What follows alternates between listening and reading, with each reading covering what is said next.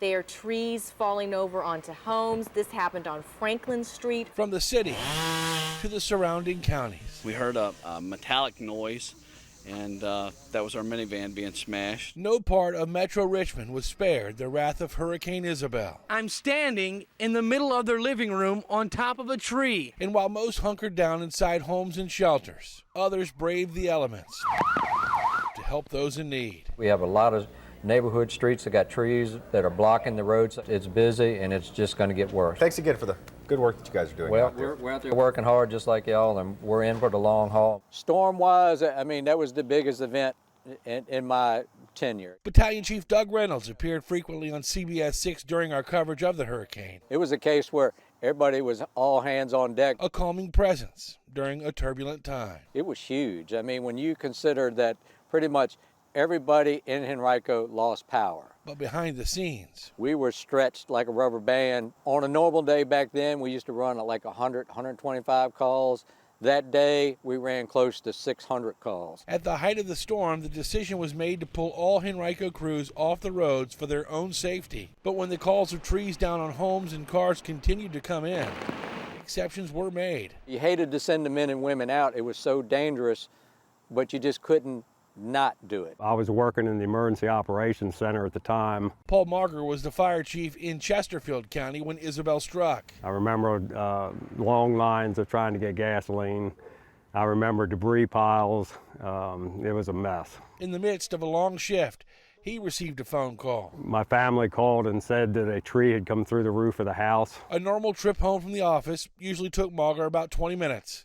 This time it took nearly an hour and a half. When I got there, I had 17 trees down in my yard, no power. But once he got his family to safety, it was right back to work. You know, people wonder sometimes, why do you have to go in now? I'm like, that's what we're here for. For these veteran first responders, the memories of Isabel remain fresh. We lost water for the county for about 2 to 3 days. You didn't have fresh drinking water. And Reynolds says it's important for everyone to remember how devastating it was. I think you just kind of forget how bad these storms can be. Though he's confident when the next one hits, local emergency workers will be ready, just like they were 20 years ago.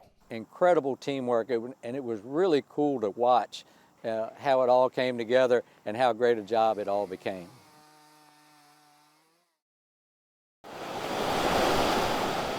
That quiet before the storm is something I find really fascinating. Virginia Beach, a sun-drenched destination for tourists and locals alike. But in September of 2003, an unwanted guest just over the horizon was making reservations to crash into the coast. Oh, it's Hurricane Isabel. Jimmy Cox, assistant chief engineer at WTVR, and a team of journalists and photographers, including this reporter, are assigned to cover the hurricane along the Atlantic. You know, and you know the drill.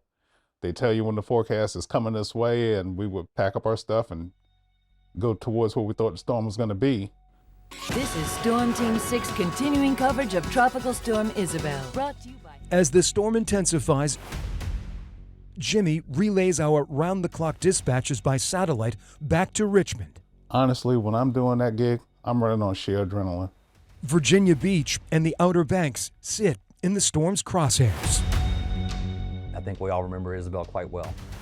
The wrath of howling winds gusting to more than 90 miles an hour leave a lasting imprint on CBS 6 photojournalist Stacy Sacra. It's got a real rumble to it. It's impressive. It's scary. One wrong step, one step left or right, and you can get taken out real quick. All these years later, Stacy still marvels at Isabel's relentlessness. That surf is crazy. I don't remember that surf being quite that staggering. That was incredible. I was geeked up, man. I was ready to rock. John Burkett captures Isabel's arrival while working behind the camera. In that surge, it would sweep you away quickly. The Category 2 hurricane packs a punch of unpredictability. And sure enough, I mean, all of a sudden I'm ankle deep in water, and the next thing you know, the water is up to my chest. And you're like, whoa, what just happened here, right? I mean, it was real then. By that time, I mean, it was legit. Despite evacuation orders, our CBS 6 crews remain. Well, you're in the element of the storm. You're just along for the ride and hold on for dear life. First responders make a sobering request to those who stay behind. Write names, phone, and social security numbers on our arms. If you guys want to be down here in the area covering this thing, we want to make sure that we can identify if something goes wrong. You knew they weren't playing. Hours of wind, waves, and flying debris keep the crew on alert. This metal parking sign crashes beside me. So the winds were popping, and it just picked that sign off and tossed it like a frisbee. The sign, a keepsake for John Burkett, reminding him of the hazards of covering Isabel. Obviously, we laughed it off, but when you think about it in hindsight, that wasn't very funny. I mean, that was close. There was a rush to doing it, but that didn't supersede the dangers that you sometimes face. And as you get a little bit older, you start to realize those dangers are real. The CBS 6 team escapes the battering on the beach largely unscathed. Look at that devastation. That's amazing. Wow. Dude, that was some storm. From the coast, Isabel roars across Virginia, leaving a trail of destruction and darkness in her wake. And I remember driving back in, and usually you can see the skyline, and there was no skyline. And I ended up being without power for a total of 10 days at my house. People think it's kind of fun to ride out the storms, and I'm here to tell you it's nothing to play with. I got a call during the storm that 2 trees had fallen on my house in Midlothian, and my kids were scared to death. My daughter was crying that she wanted her daddy back. Hurricane Isabel, a monster storm for the ages. I can't believe it's been 20 years. For a team of journalists, an assignment hard to forget. We're just honored to be here and be able to witness it and respect it, you know, pay homage to it, and try to get through the next one too, because there will be more. For I Have a Story. Yeah, I mean, Mother Nature's queen, isn't she?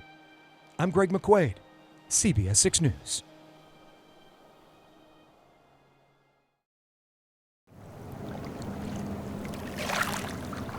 This is Claremont Beach, a little slice of heaven along the banks of the James River in Surrey County. I love the peacefulness. I love the quiet. It's serene, it's calm, it's a good place to raise your children. You don't want to leave.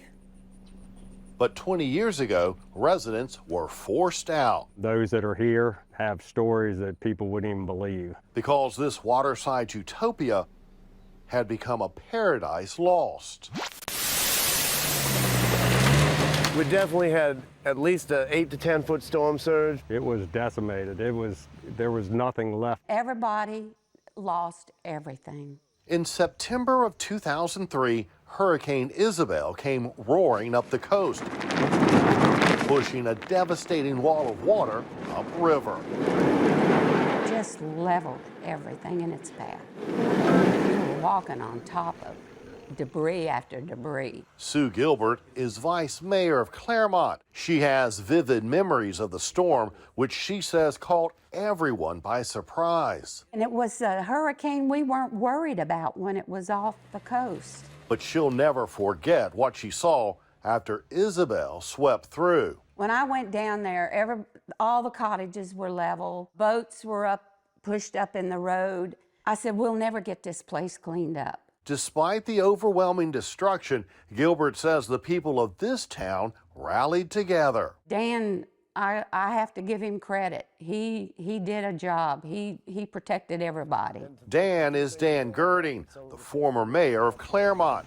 CBS 6 spoke to him days after the storm struck, when he was patrolling the wreckage on his ATV, chasing off looters who were arriving by boat. Because these people have almost nothing left, and to think the few things that they have left that someone would take from them, that's really terrible. Gilbert says the local volunteer fire department also stepped up, as did the federal government. FEMA come in here, and when they left, there was not one piece of paper on the ground.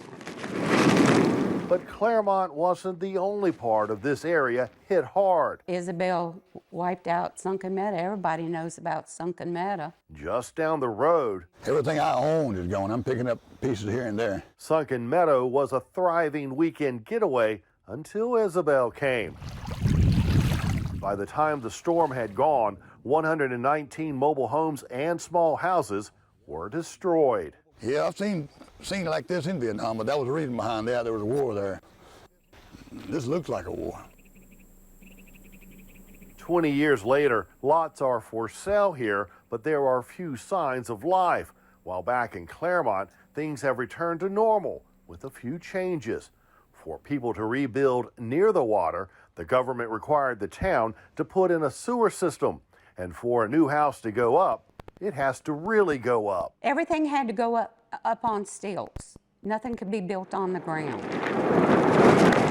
But despite knowing that history could repeat itself, those who call this place home say living here is worth the risk. Since I've been here, it's flooded several times, and they'll say, "Are you going to move?" And I go, "Heck no."